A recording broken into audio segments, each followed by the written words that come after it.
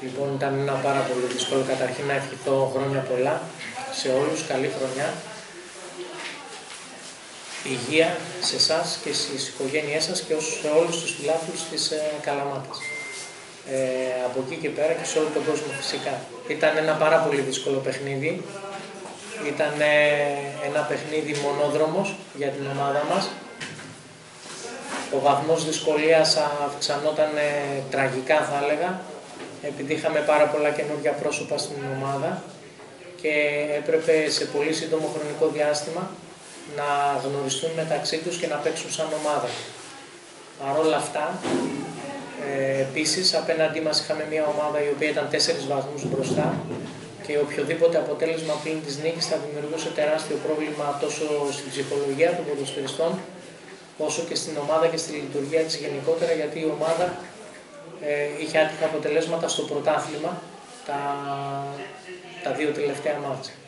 Από εκεί και πέρα αξίζουν τεράστια συγχαρητήρια στους ποδοσφαιριστές μου, όλους, οι οποίοι σε μια εβδομάδα κατόρθωσαν και γίνανε ομάδα που οι φίλαθλοι οι οποίοι ήρθαν σήμερα στο γήπεδο την παρότριναν με συνθήματα και η αρχή αυτή έδινε κουράγιο και σε μένα να συνεχίσω, αλλά και δύναμη στους ποδοσφαιριστές να αποδείξουν ότι είναι άξιοι που φοράνε τη φανέλα της μαύρης στήλας. Αυτά όσον αφορά το παιχνίδι. Είσαι ένα κάκι στο αγωνιστικό χώρο. Ο βαθμός δυσκολίας είναι και αυτός, αλλά έχω πει στους ποδοσφαιριστές μου νωρίτερα ότι το ποδόσφαιρο είναι σπορ που παίζεται το χειμώνα και είναι για άντρες ως επιτοπλίστων, βέβαια οι γυναίκες παίζουν, αλλά σε ένα τέτοιο αγωνιστικό χώρο πρέπει να βγάλουν τον ανδρισμό τους, πρέπει να δείξουν ότι μπορούν να παίξουν και σε τέτοιους αγωνιστικούς χώρους, γιατί αυτά είναι τα προβλήματα της δουλειάς τους. Έτσι, σαφώς και, συγγνώμη για το γυναίκες, αλλά θα είχαν τεράστιο βαθμό δυσκολίας και οι γυναίκες σε ένα τέτοιο χώρο. Έτσι. Αυτά. Κύριε Μπίλη, είδαμε αναγμένη την άμυνα, θα πάω στην άμυνα, τα 4/5. Ναι. Θα τσαπάμε και τον αντιφύλακα. Θεωρείτε ότι το προηγούμενο διάστημα που δεν έχω καταλάβει τα πράγματα ευθυνόταν η άμυνα από πίσω, δηλαδή είδαμε κάτι διαφορετικό σήμερα. Άλλο πρόσωπο. Όσον αφορά το προηγούμενο διάστημα, θέλω να σας απαντήσω ειλικρινά. Δεν το θυμάμαι. Η Καλαμάτα του 2015 για μένα πέθανε. Η Καλαμάτα του 2016 μπορεί να έχει ελπίδες. Η Καλαμάτα, αυτό που προσπαθώ να κάνω εγώ και η διοίκηση και οι ποδοσφαιριστές, είναι να φέρουμε ποδοσφαιριστές οι οποίοι θα κάτσουν πολλά χρόνια στην ομάδα. Άμα δείτε τις ηλικίες τους θα καταλάβετε τι εννοούμε. Θέλω να το έχω τονίσει από την αρχή και είναι πρωταρχικός μου στόχος να είναι αυτή η μεσίνη. Δυστυχώς οι 2-3 προτάσεις που κάναμε σε μεσηνιακές ομάδες λόγω του ότι δυσκολεύονται ή πάνε για πρωτάθλημα, έχουν και αυτές τους αγώνες τους, δεν μας βοήθησαν παρά μόνο μία περίπτωση του Μουλιάτου, ο οποίος ήταν και στην αποστολή. Θα συνεχίσουμε να επενδύουμε στο μεσηνιακό ποδόσφαιρο, αλλά είχε προτεραιότητα να μπουν παιδιά έτοιμα για να ανταπεξέλθουν στις δυσκολίες. Εσείς μπορεί να κάνετε τις συγκρίσεις, εσείς είδατε το παιχνίδι, εσείς μπορεί να κάνετε τις συγκρίσεις, πώς ήταν, τι ασφάλεια παρήχανε η προηγούμενη ομάδα, τι ασφάλεια παρήχε αυτή η σημερινή. Αλλά αυτό δεν λέει τίποτα, είναι μόνο ένα παιχνίδι και σας είπα για μένα ότι έχει γίνει μέχρι τώρα, έχει σβηστεί από τη μνήμη μου. Και επίσης, θέλω να πω ότι εγώ δεν είμαι μόνος μου στην ομάδα. Έχω πολύ μεγάλη βοήθεια από όλα τα μέλη της διοίκησης, τα οποία δυστυχώς μερικές φορές μαζί με τα άτυχα αποτελέσματα λιγορούνται και αυτά. Έχω πολύ μεγάλη βοήθεια από πολύ κόσμο μέσα στην Καλαμάτα. Έχω τεράστια βοήθεια από απλούς, ανώνυμους φιλάθλους και επώνυμους, φανατικούς της ομάδας. Και έχω επίσης πολύ μεγάλη βοήθεια και τεράστια παρότρινση από τους ίδιους τους ποδοσφαιριστές μου. Να συνεχίσουμε και να μην τα παρατήσουμε. Αυτά. Βλέποντας την εικόνα της σημερινής της ομάδας, θα αναζητήσετε κι άλλους ακόμα παίκτες να συμπληρώσουν το ρόστερ? Ναι, φυσικά. Έχουμε κλείσει, όπως ξέρετε, τον Γιάννη τον Τζόπελα, που είναι πολύ σημαντικός παίκτης για μας. Και όχι μόνο μέσα στα αποδυτήρια, μέσα στον αγωνιστικό χώρο, αλλά και μέσα στα αποδυτήρια και έξω από τα αποδυτήρια, όπως και ο ο αρχηγός που κάθεται δίπλα μου.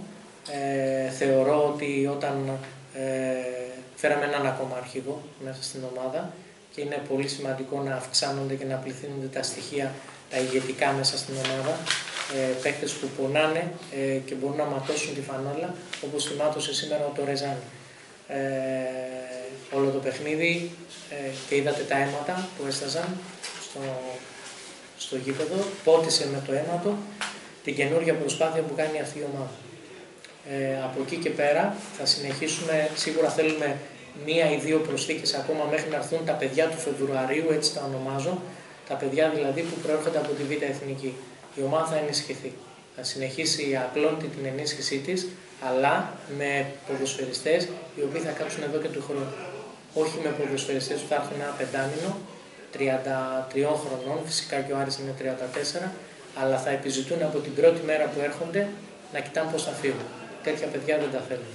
Ούτε δούριους ύπους θέλουμε μέσα στην ομάδα μας, γιατί θέλουμε παιδιά τα οποία θα δώσουν την ψυχή τους. Σαν αυτά τα 2 παλικάρια που παίξανε σήμερα στόπερ.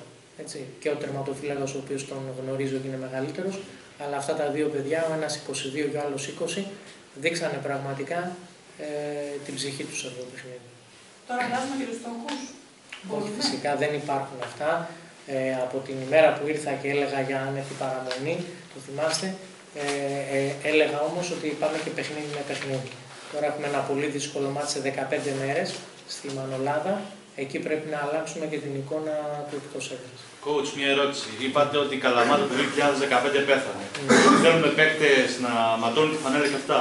Αυτό συμπεραίνουμε ότι για την πορεία της Καλαμάτας ευθυνόντουσαν οι παίκτες που αποχώρησαν, ότι δεν τα δίνανε όλα. Αυτό είναι το συμπέρασμα. Σε μία πορεία ευθύνονται οι πάντες. Ευθύνονται αυτοί που χτίσανε την ομάδα, ευθύνονται αυτοί που την παραλάβαν την ομάδα, ευθύνεται η διοίκηση, ευθύνεται ο ποδοσφαιριστής, ευθύνονται ακόμα και οι φίλαθλοι που σπάνε μερικά καθίσματα. Όλοι λοιπόν σε μία πορεία ευθύνονται.